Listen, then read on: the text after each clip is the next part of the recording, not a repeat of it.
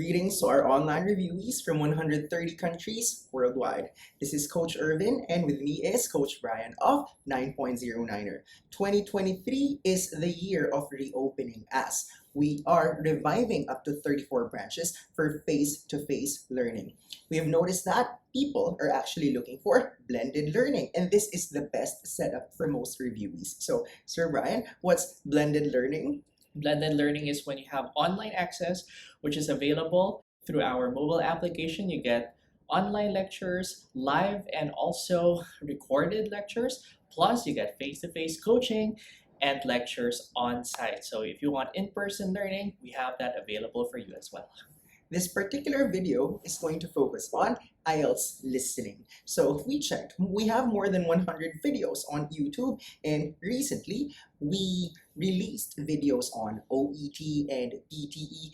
We also featured new videos pertaining to idioms, applicable for all English examinations, and phrasal verbs as well. But because Sir Brian and I are the ones responding to the messages and emails, we know what people are looking for, and perhaps they missed some of the IELTS videos. That's why this video in particular is going to focus on IELTS listening. And both of us, when we have taken the examination, got the perfect 9 in IELTS listening. So we assume we are credible in discussing the listening subtest. Yes. So before we go to the tips and tricks in IELTS listening, let's begin with a quick discussion of the format. So, Sir Brian, let's talk about the format of IELTS listening. IELTS listening is actually composed of 40 test items or 40 questions that you have to respond to. You will hear several recordings and you will have to answer questions on what you hear. You will be provided some time to look at the questions first, and you will have some time to answer the questions while you're simultaneously listening to the recordings. When you're taking IELTS on computer, you have 2 minutes after the test is over to check your answers right before the listening test ends. But if you're taking the paper-delivered format of IELTS, you have 10 minutes to transfer your answers from your listening test booklet to your answer sheet. There will also be 4 sections in your examination of incremental difficulty, so it gets harder and harder. So you have section 1, which is going to be a monologue. You have section 2, which is also going to be a listening recording, but it's a dialogue this time, both of which will be in the social context. Now, when you get to part 3 and part 4, they're going to be academic in context, so a lot more difficult compared to what you get in part 1 and 2. And part 3 is going to be a dialogue, and part 4 is going to be a monologue. So that's how it's going to go in your listening test. So Sir Brian right here gave you an idea that in IELTS listening, there are 4 sections. Whether it's IELTS on paper or IELTS on computer, exactly the same, 4 sections. Sir Brian also mentioned that for the entire listening test, you're given a total of 40 questions. Now, a lot of people are asking, what's the passing score in IELTS listening? Now it's time for me to ask Sir Brian. Sir Brian, is there such thing as passing score in IELTS listening? That's a very interesting question because a lot of people are asking that question. In fact, several of our students go to us and tell us, what is the passing score? But actually in IELTS, there's no such thing as a passing score because you only get band scores, which you compare against the requirements of the institutions that you're applying to. Basically, they are the ones to set the standards. You get a band score, which is actually converted from your total raw score. And this is what you're going to be using to apply to different institutions, whether you're applying for schools or for immigration or for work. They will have different standards. So it is very important that you ask your agency or your consultancy or your institution or embassy what is the required score so that you will know what you need to get and target when you're preparing for your examination. Okay, in the event that you do not have an employer, no one is processing your visa, or if you're targeting student visa and you're not certain which particular college or university to go to, this is what we need you to do. Message us on Facebook or send us an email, and then let us know, number 1, your target destination. Yeah. Number 2, the preferred program or visa that you're applying for. Is it fiancé visa, spouse visa, immigrant visa, student visa, or working visa? And then number 3, your profession or occupation. Because more often than not, the answers to these 3 questions will tell us your target band score in the IELTS. Now, Some people are asking, but what if I'm not yet sure where I'm supposed to go? So Sir Brian and I now are going to share with you the country and the program that usually requires the highest band scores. In our last 16 years of teaching, we have noticed it's the immigrant visa going to True. either Canada or Australia, usually requiring the highest scores. So, Sir Brian, I'm certain that this is what we share in class. Okay. The higher the score for IELTS general training, the higher the immigration points. So sir. what must be the target of the candidates in the listening subtest if they have plans of migrating to either Canada or Australia? Well, the minimum for Canada is a 6, Mhm. but that's just the minimum. It's not going to guarantee that you're going to get the letter of invitation. So the highest possible target is an 8.5 in listening, and for Australia, it's 8.0 in listening. What's the equivalent of an 8.5 in listening? Or the question is it always, are the band score equivalents always fixed? The answer is no, because in IELTS, the more difficult the material is, the lower the band score equivalents. But the easier the material is, that's when the band score equivalents are higher. So say for instance, it's possible that 8.5 is 38 or 39. Or what about 8? It's possible that it's 35 or 36 depending on the difficulty of the recording.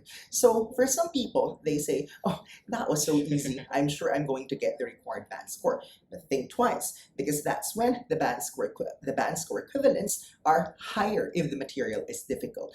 But some people feel sad. You know what? That was just so difficult for me. Yeah. And I feel that I can't make it anymore. Well, don't you worry. Fret not. The good news is there is a possibility that they are going to adjust the band score equivalents simply because the material is more difficult. So now, what we're saying is, if you want to qualify for all programs worldwide, regardless of the destination, then aim for an 8 or 8.5 in listening, and that's around 35 and above. Correct. But what about the program that requires the lowest band scores? Sir Brian, any idea that you want to share? Well, apart from skilled trade work, so if you're a skilled worker, particularly welders, Mhm. butchers, pipe fitters, etc., they need as low as 4.0 or 5.0 in IELTS listening, whereas others who might be applying for fiancé visa or spousal visa might also require the same scores. So guys, 4.0 in IELTS. This is the ultra minimum target in order for you to apply for a visa in any of the 6 countries like US, UK, Ireland, Canada, Australia, New Zealand. So in the listening subtest, what's 4.0? That's roughly, well, the term is roughly 15 correct answers out of 40 points, which means to say even with more mistakes as compared to correct answers, still you have a chance of going overseas. So for some skilled workers, they usually approach us and tell us, sir, we're a bit worried because we have not finished, say for instance, high school, and we are not like the professionals with an education, with a degree or a license. But the good news is you don't need 7 or 8 in the examination. With 4.0, that is enough for you to work in Australia, Canada, or the UK as a skilled worker. So remember guys, the pressure is not the same for everyone. That's why it's best to establish which program are you applying for. So we have discussed the number of points, the number of sections, and the target of candidates. Perhaps it's time to identify the problems, the obstacles, because it's through these that we're going to discuss later the effective tips and tricks in IELTS listening. Let me ask Sir Brian now, what is the usual problem that IELTS candidates encounter in the listening subtest? Well, there are actually several problems that people encounter in the listening subtest because it is a very unfamiliar examination. And I think most of our viewers will agree with that we don't really have listening tests in which we're going to listen to a recording when you have to answer questions about what we hear. It's very uncommon for people to do that. And so many people are not familiar with the test format and how to write the answers, how to follow the recordings, and they can get easily distracted when they're listening to the recordings because they're not used to that kind of setup when taking an examination. So this is a challenge or an obstacle that many candidates will be facing when they're taking the exam. It's just a brand new thing. They need to prepare, they need to be familiar with the test, and they need to put in the hours on trying to really practice and prepare for their English exam. On top of that, there's unfamiliarity with the accent. Sometimes, candidates coming from the Philippines are only familiar with the American accent because we live in a former American colony where almost everything in the Philippines is American. It's just that there are other accents coming out in the listening subjects. There's the Queen's English of Britain, or Australian accent, or Irish or Scottish. So that's also one thing to consider. So apart from accents, Sir Brian, what do you think are other problems that listening candidates are going to encounter or possibly encounter in the listening test? On top of that, I would have to say that the speed of the recordings can also be a significant challenge because some people cannot follow the recordings, or sometimes they're very slow at picking up the answers, that they're still writing the answer to the previous question and here comes the next answer being blurted out already. So they need to be able to adjust to that as well. Speaking of speed, it could be number one, some speakers talk too fast, or number two, speakers don't talk too fast, but chances are they might give some of the answers one after another. So apart from accent, there's speed, there's unfamiliarity with the format. And I think it has also something to do with short attention span. True. Tell me more about that, Sir Brian. Well, that was my experience in my test. I was a little distracted during my first examination for listening, and there was this one part in which I just guessed maybe 5 items because I was totally distracted and I was not able to follow the recording. So this is something that I don't want to happen to you because not all the time will you be able to guess the right answers. It was very fortunate that that part was multiple choice. It is really possible for you to not be able to pay attention that much because your attention span is very short and the test is quite long. It is actually for right about 30 minutes and you have 10 minutes transfer time, so all in all about 40 minutes. So it's a struggle sometimes to maintain and sustain your attention while you're listening to the recordings. Human as we are mentally preoccupied most of the time. That's why we need you guys to focus, because if you're totally lost for that particular section, then you have no choice but to wait for the next section before you can go back to the examination. So we have established the main problems. Now it's time for us to share the effective strategies that, despite the unfamiliarity with the accent or in spite of the speed of the speakers, why is it that both of us got a 9.0 in listening? So earlier we agreed that we're going to give 2 tips each. Let's begin with Sir Brian's first tip. My first tip for all of you guys is to ensure that you practice in a noisy environment. And this sounds a little crazy, but when you're taking the examination, it's not going to be totally quiet inside the room. There are a lot of distractions inside.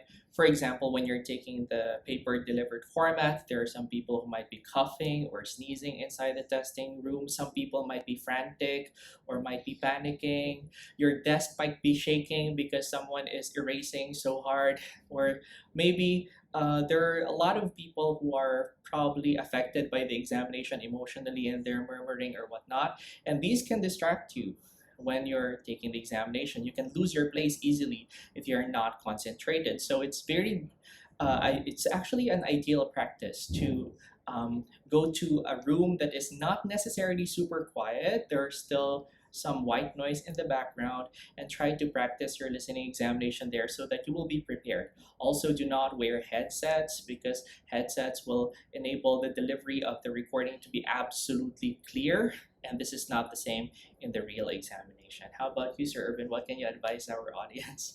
I'd like to share something regarding the situation in the actual exam, because I, for one, took the test twice. One academic module, one general training module, one with IDP, and one with British Council. Sir Brian right here took both examinations, IELTS on paper and IELTS on computer. So during my 2 attempts for IELTS on paper, during my first test day, the air conditioner was relatively noisy.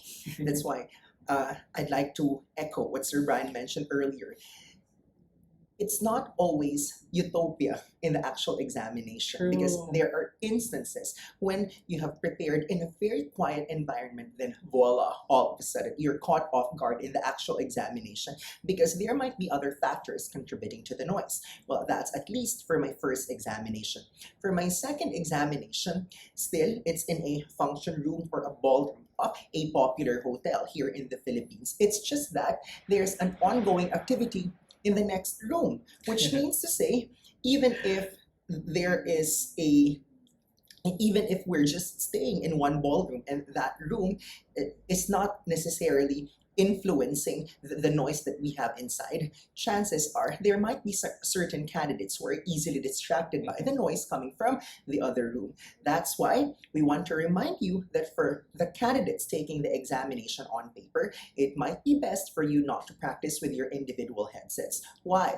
Because in the actual examination, not everyone is provided with individual headphones. Yeah. There are certain locations where all the candidates are fortunate enough and they're provided with noise cancelling headphones. But for certain locations, especially those that are far from the capital, we're using the sound system type. That's why it's best that you don't practice in an ultimately quiet environment. Now, it's time for me to share my tip.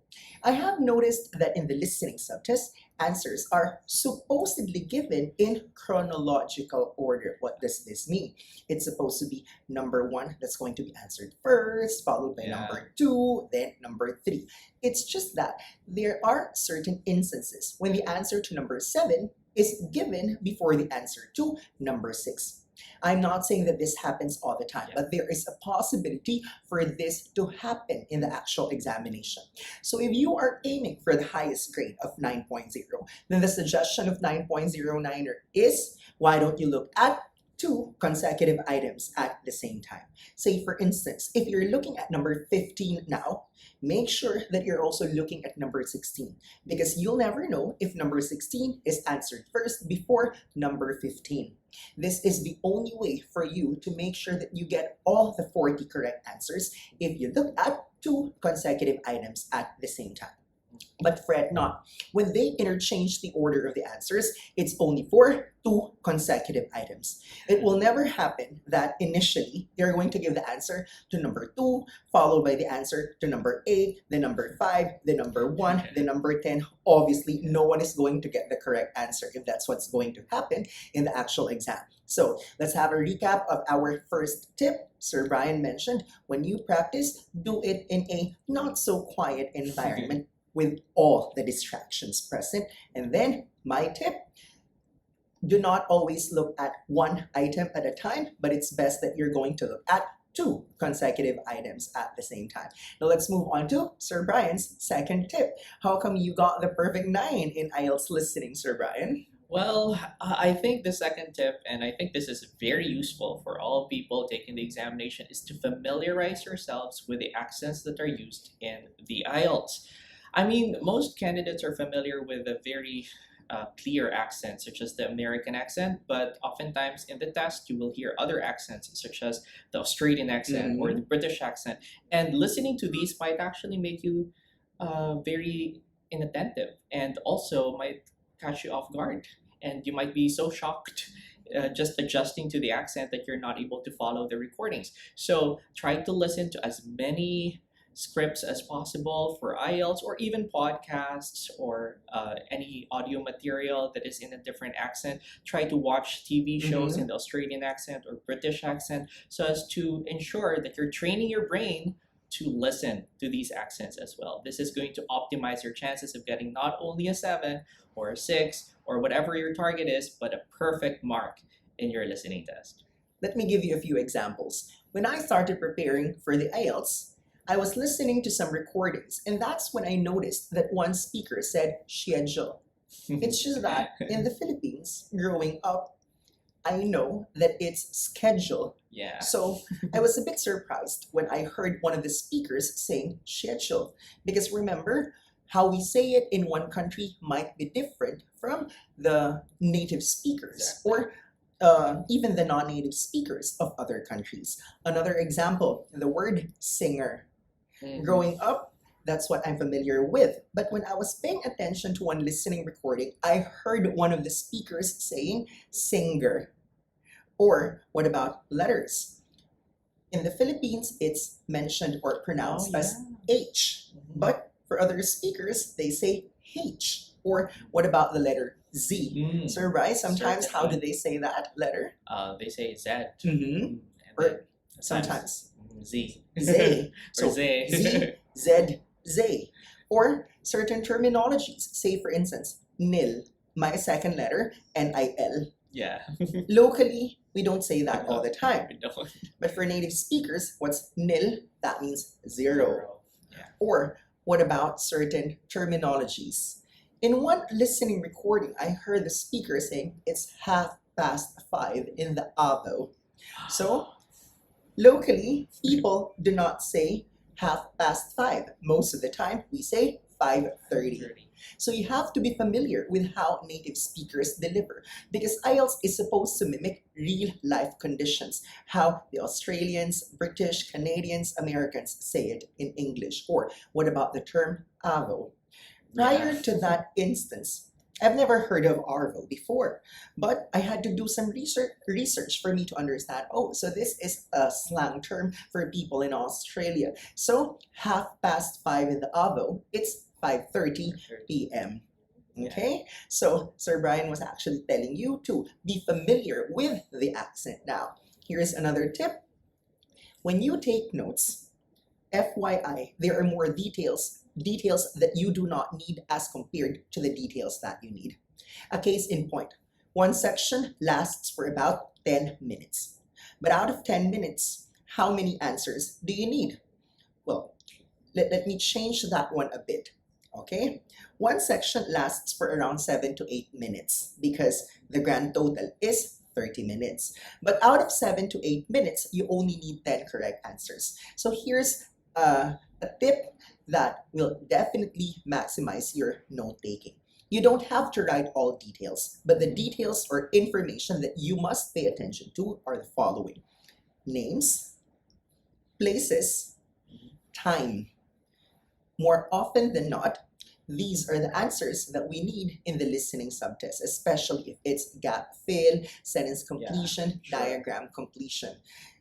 During our regular classes, we usually allot 2 to 3 hours talking about this subtest. But hopefully, in a short period of time, we are able to give you an insight, an overview of the listening subtest, plus effective tips and tricks. Now, before we put an end to this video, Sir Brian, any last minute tip or reminder for those who are preparing for the IELTS listening test? Ultimately, preparation is the key to success. So you always want to entrust your preparation with experts. You don't want to train by yourself if you don't know what you're going to do, because practicing the wrong things will not enable you to get a higher mark. Try to learn first the structure of the examination, the test format, and the strategies that you need to employ to get a better result in your examination, and surely you'll be more efficient at preparing for your English tests. If you find this content helpful, don't forget to subscribe or watch our other videos. Pay it forward by sharing this link to your friends. We'll see you in our future videos. Once again, this is Coach Ervin and Coach Brian of 9.09er. But for now, we'd like to say bye.